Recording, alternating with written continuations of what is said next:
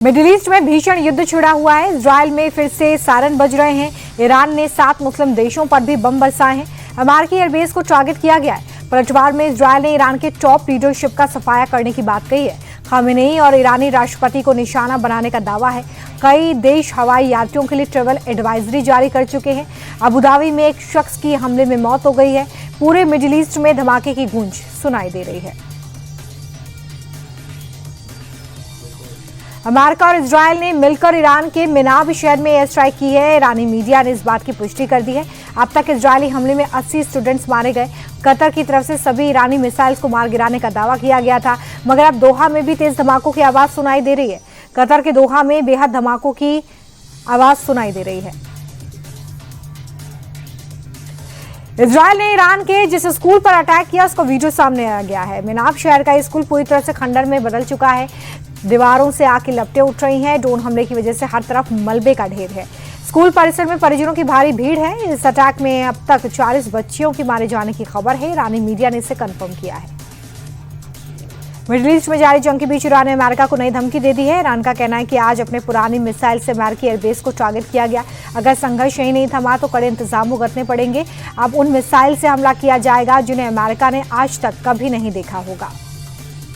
Bahrain पर ईरानी attack की ताजा तस्वीरें सामने आई। अमेरिकी एयरबेस पर ईरानी मिसाइल्स ने जबरदस्त धावा बोल दिया। एयरबेस से धुएं का गुब्बार उठता दिख रहा है। माना जा रहा है कि ईरानी हमले से अमेरिकी एयरबेस को नुकसान पहुंचा है।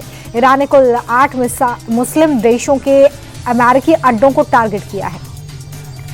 इजरायली सेना ने ईरान पर हमले का वीडियो जारी किया है। ऑपरेशन राइजिंग लायन के तहत ईरान के कई हिस्सों में एयर स्ट्राइक की गई है।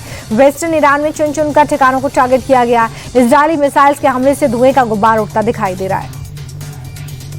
ईरान चुन चुनकर मुस्लिम देशों में अमेरिकी अड्डों पर हमले कर रहा है। कतर, बहरीन, यूएई में फिर से स्ट्राइक की गई है। कई जगहों पर ईरानी हमले से धुएं का गुब्बार उठता दिखा। इस बीच ईरान ने दो टूक शब्दों में कह दिया है कि वह अमेरिका का साथ देने वालों पर हमला करता रहेगा। ईरानी विदेश मंत्री ने कहा है कि जहां से हमला होगा वहीं पर जवाबी हमला करेंगे। ईरान ने फिर मुस्लिम देशों के अमेरिकी अड्डों को टारगेट करना शुरू कर दिया है। कतर, यूएई और जॉर्डन में ईरान की तरफ से मिसाइल्स दागी गई हैं। हालांकि जॉर्डन और कतर ने ईरानी मिसाइल्स को इंटरसेप्ट कर लिया है। जॉर्डन के रिहायशी इलाके में मिसाइल का मलबा गिरा है। मिडिल ईस्ट में जारी इस युद्ध को रूस अंतर्राष्ट्रीय कानून का उल्लंघन बता रहा है। फ्रांस ने भी अमेरिकी हमले की निंदा की है। ईरान पर इजराइल के ताबड़तोड़ हमले जारी हैं। आईडीएफ के मिसाइल अटैक में ईरानी रक्षा मंत्री के मारे जाने का दावा है। न्यूज एजेंसी रॉयटर्स के मुताबिक इजरायली सेना के हमले में ईरान के रक्षा मंत्री अजीज नासिर जादेह की मौत हो गई है। उधर तेहरान में खामेनेई के कंपाउंड को भी भारी नुकसान पहुंचा है। मिडिल ईस्ट में जारी तनाव पर भारत का पहला रिएक्शन सामने आया है। भारत ने सभी पक्षों से शांति बनाए रखने की अपील की है। भारत ने डायलॉग और डिप्लोमेसी जरिए समाधान निकालने की वकालत की। जंग को सभी पक्षों के लिए खतरनाक बताया। विदेश मंत्रालय ने पहले ही गल्फ में फंसे भारतीयों के लिए एडवाइजरी जारी की है। भारतीय लोगों को सुरक्षित वतन वापसी को लेकर अभियान जल्द शुरू किया जाएगा। अफगानिस्तान के कंधार प्रांत में भीषण हवाई हमला हुआ है। तख्ता पुल के पास एक शरणार्थी शिविर पर पाकिस्तानी लड़ाकू विमानों ने एयर स्ट्राइक कर दी है। इसमें 3 लोगों की मौत हुई है, 7 लोग जख्मी बताए जा रहे हैं। पीड़ितों में मासूम बच्चे भी शामिल हैं। धमाका इतना जोरदार था कि इमारतें पूरी तरह से तबाह हो गई। यह हमला डुरंड लाइन के पास हुआ है, जहां पर सीमा पर तनाव चरम पर है। महाराष्ट्र में 5% मुस्लिम आरक्षण की मांग पर सियासत गरमाई हुई है। कैबिनेट मंत्री चंद्रशेखर बावनकुले ने सपा नेता अबू आजमी की मांग को महज राजनीतिक बयानबाजी करार दिया। बावनकुले ने साफ किया कि संविधान और सुप्रीम कोर्ट के आदेश के अनुसार धर्म के आधार पर आरक्षण संभव नहीं है। जो मुस्लिम सामाजिक रूप से पिछड़े हैं वो पहले से ही ओबीसी और ईडब्ल्यूएस कोटे का लाभ ले रहे हैं। हैदराबाद की सड़कों पर बिकने वाली फैनी आपकी सेहत बिगाड़ सकती है।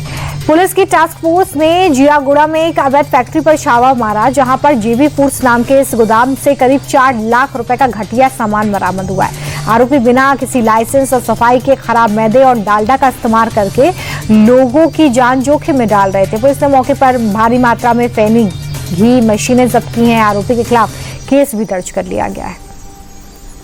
पश्चिम बंगाल में एसआईआर के बाद चुनाव आयोग ने फाइनल वोटर लिस्ट जारी कर दी है। 7 लाख वोटर्स के नाम हटाए गए हैं। आयोग की रिपोर्ट में 60 लाख से ज्यादा मतदाताओं के नाम अभी जांच के घेरे में हैं। इससे पहले दिसंबर में 58 लाख नाम हटाए गए थे। ममता बनर्जी ने 1 करोड़ 20 लाख नाम काटने की आशंका जाहिर की थी। चुनाव आयोग का कहना है कि ये नाम मृत्यु, पलायन या फर्जीवाड़े की वजह से हटे हैं। लखनऊ के इंदिरा गांधी प्रतिष्ठान में कार्यक्रम के दौरान हंगामा हो गया। प्रबुद्ध समागम में बीजेपी नेता डॉक्टर दिनेश शर्मा को भारी विरोध का सामना करना पड़ा। युवाओं ने यूजीसी के मुद्दे पर जमकर नारेबाजी की। प्रदर्शनकारियों का आरोप है कि वह समाज के बजाय सिर्फ सरकारी पक्ष रख रहे थे। विरोध इतना बढ़ गया कि दिनेश शर्मा को कार्यक्रम छोड़कर जाना पड़ा। आयोजकों ने भी सरकार की कार्यप्रणाली पर सवाल उठाए और प्रदर्शनकारियों ने चेतावनी दी है कि जब तक कानून वापस नहीं लिया जाता ये लड़ाई जारी रहेगी। 1 मार्च से आपकी जिंदगी से जुड़े कई अहम नियम बदलने जा रहे हैं। सबसे बड़ा बदलाव ऑनलाइन टिकट बुकिंग में होगा। जनरल और प्लेटफॉर्म टिकट यूटीएस ऐप की बजाय अब सिर्फ रेलवे ऐप से ही बुक होंगे। यूपीआई के जरिए बड़ा ट्रांजैक्शन करने के लिए अब सिर्फ पिन काफी नहीं होगा, बल्कि बायोमेट्रिक भी जरूरी होगा। सिम बाइंडिंग नियम के तहत अगर फोन से सिम निकला तो व्हाट्सएप और टेलीग्राम जैसे ऐप्स काम करना बंद कर देंगे। महीने की पहली तारीख को एलपीजी, सीएनजी और पीएनजी के दामों में भी बदलाव हो सकता है। लोगों की सेहत से खिलवाड़ करने वाले एक बड़े गिरोह का दिल्ली पुलिस की क्राइम ब्रांच ने पर्दाफाश किया है। जगतपुर के गोदाम से भारी मात्रा में एक्सपायर्ड सामान मिला है। ये gang Nestle, Dabur, clean and clear जैसे ब्रांड्स के पुराने सामान पर केमिकल से तारीखें मिटाते थे और फिर एक्सपायरी डेट छाप रहे थे। पुलिस ने छापेमारी कर एक आरोपी को गिरफ्तार किया है। मौके से Glucon D, face wash, chyawanprash जैसे उत्पाद मिले हैं। अब इस पूरे नेटवर्क और सप्लाई चेन की जांच हो रही है। होली की खुमारी छाई हुई है पूरे देश में। बाजारों में पिचकारियों का ट्रेंड चल रहा है। इस बीच गुजरात के राजकोट में अनोखी किस्म की पिचकारियां मार्केट में आ गई हैं। पीएम मोदी और यूपी के सीएम की तस्वीर वाली पिचकारी खरीदने के लिए लोगों की भारी भीड़ दिखाई दे रही है। मोदी योगी की फोटो वाली पिचकारी हर वैरायटी में उपलब्ध है। इसकी कीमत भी सस्ती है और बाजार में इनकी काफी मांग भी है।